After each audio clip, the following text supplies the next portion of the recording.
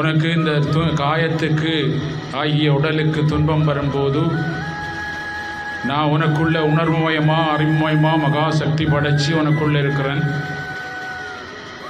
நீ உன்னை உனக்குள் தேடி கண்டுபிடி. நீதான் இந்த பரம்பொருள். நீ இப்போ மனதை புலங்கள் ஆசை பற்று பாசங்களை சார்ந்து நான் இந்த பொருட்கள் தான்,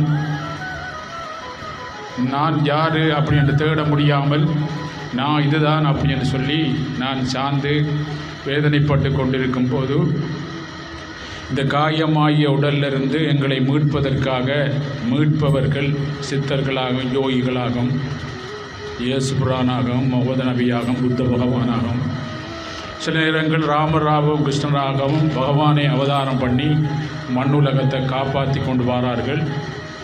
அவர்கள் வராத பட்சத்தில் அவர்களுடைய சித்தர்கள் யோகிகள் மகான்களை இந்த மண்ணுலகத்துக்கு அனுப்பி மண்ணுலக மக்கள் மாண்புற வழிகாட்டுங்கள். மண்ணுலகத்தில் வேதனைப்படும் ஒவ்வொரு ஆளுக்கும் ஒரு துன்பம் வேதனை பரம சாக்காடு நடந்து கொண்டிருக்கு இந்த பூமியில்.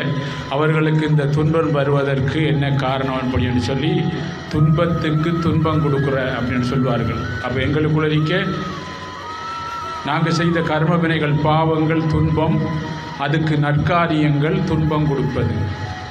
துன்பத்துக்கு துன்பம் கொடுப்பது எப்படி அப்படின்னு வாழ்ந்து காட்டி போதிச்சார்கள். அதாவது ஒரு கெட்ட விஷயத்துக்கு நல்லது துன்பம். அப்போ எங்களுக்கு பாருங்கள், நாங்கள் தெரியாமல் செய்த கர்ம வினைக்கு நற்காரியங்கள் செய்யும் போது அந்த கர்ம வினைக்கு இந்த நற்காரியங்கள் துன்பமாக அமையும். அதுதான் துன்பத்துக்கு துன்பம் கொடுப்பது.